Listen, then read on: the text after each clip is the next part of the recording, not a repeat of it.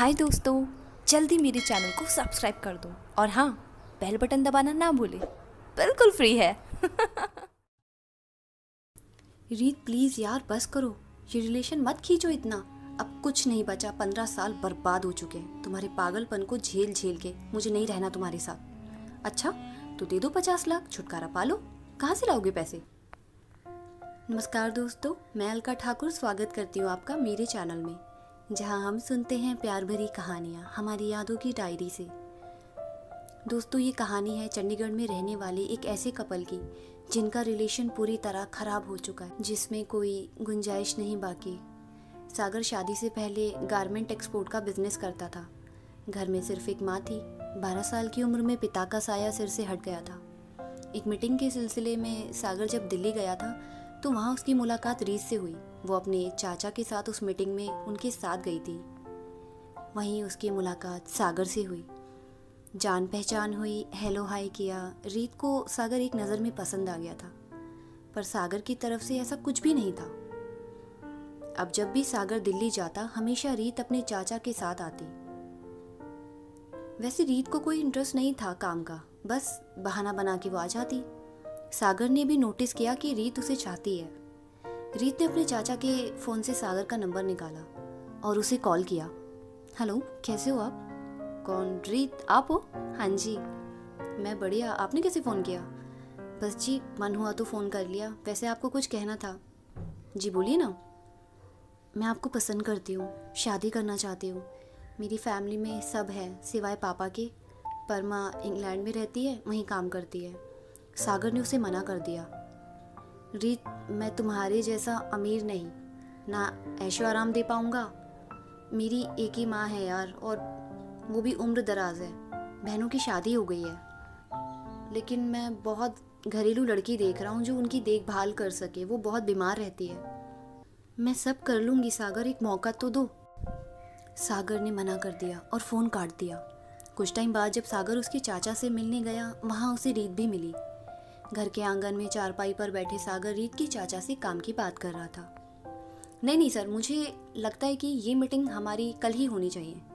तभी वहाँ रीत अपने चाचा को लस्सी देने गई। सागर की तरफ लस्सी का गिलास बढ़ाया तो रीत का हाथ पूरी तरह जख्मी दिख रहा था।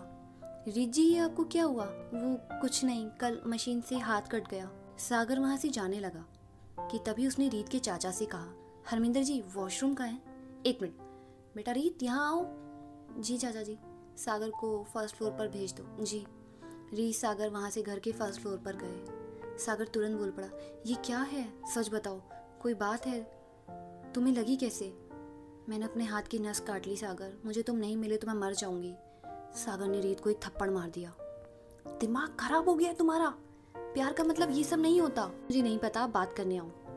तुम सच में प्यार करती हो मुझे? रीत ने रोकर सागर को गले लगा लिया।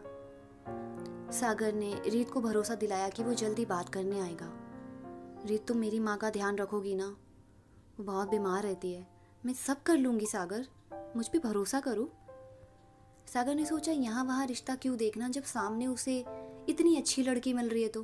बेशक वो उसे प्यार नहीं करता, पर शादी के बाद भी तो कई लोगों को प्यार हो जाता है। सागर ने रीत के चाचा से रिश्ते की बात की, फिर घर में बात की, सब मान गए। शादी वाले दिन सागर की हालत बहुत ख़राब थी। फाइनेंशियली वो स्ट्रांग नहीं था। इधर उधर से पैसे जुटाकर उसने शादी की तैयारी की। यहाँ रीत के चाचा जी ने सागर से कहा, बेटा हमें तुम्हारी सारी प्रॉब्लम पता है। तुम एक काम करो, शादी में कम लोगों को बुलाओ पर बैंक्वेट बुक कर लो। हमारे गेस्ट तो इंडिया के बाहर से आएंगे ना। पैसे मैं शादी के वक्त विदाई में दे दूंगा।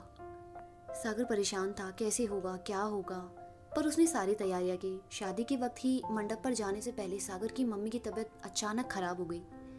उन्हें सबने संभाला। मंडप पर पहुंचकर सागर और रीत के फेरे हुए, पर वहाँ रीत के चाचा ने बैंक्वेट हॉल के पैसे भी नहीं दिए। शर्मिंदा होकर सागर ने गले से पैसों की माला उतारकर एक एक पैसा काउंट करके वहाँ दिया और रीत को लेकर वहाँ से घर की तरफ निकल। शादी होते ही जैसे ही सागर रीत के साथ गृह प्रवेश कर रहा था, उसे कॉल आया। हेलो सागर सर, हमें बहुत बड़ा नुकसान हो गया है। हरमिंदर की कंपनी का आदमी पैसे लेके भाग गया। सागर की शादी पूरी तरह टेंशन में हुई थी, जैसे भगवान ने उसे हर मोड़ पर संकेत दिया हो कि ये शादी मत कर। शादी के 2-3 दिन सब ठीक था, पर 7वें दिन रीत और सागर का बहुत बड़ा झगड़ा हुआ। मैं नहीं रहूंगी यहाँ सागर, तुमको मेरे साथ आकर मेरे मायके रहना होगा। सागर हैरान हो गया रीत का ये बिहेवियर देखकर। उसने अपना सिर जोर से दीवार पे मार लिया। रीत बोले जा रही थी, झगड़ा किए जा रही थी, पर जब सागर बेहोश हो गया तो रीत शांत हो गई। सागर को होश आया तो वो रोने लगा। उसे रियलाइज़ होने लगा कि उससे गलती हो गई, उसे ये शादी नहीं करनी चाहिए थी। दोस्तों, सागर सिर्फ 25 साल का था और रीत 23 साल की। ये प्रेम विवाह नहीं था, बस सागर को अपने काम पर ध्यान देना था, कुछ करना था लाइफ में। रीत से शादी करके उसे यही तसल्ली हुई थी कि अब वो घर संभाल लेगी, माँ को देख लेगी और वो फ्री होकर काम कर पाएगा। पर किस्मत को कुछ और मंजूर था। मिलेंगे इस कहानी के अगले पार्ट में। लेती हूँ विदा। आप सुन रहे थे प्यार भरे किस्से with Alka Thakur. Take care, bye bye.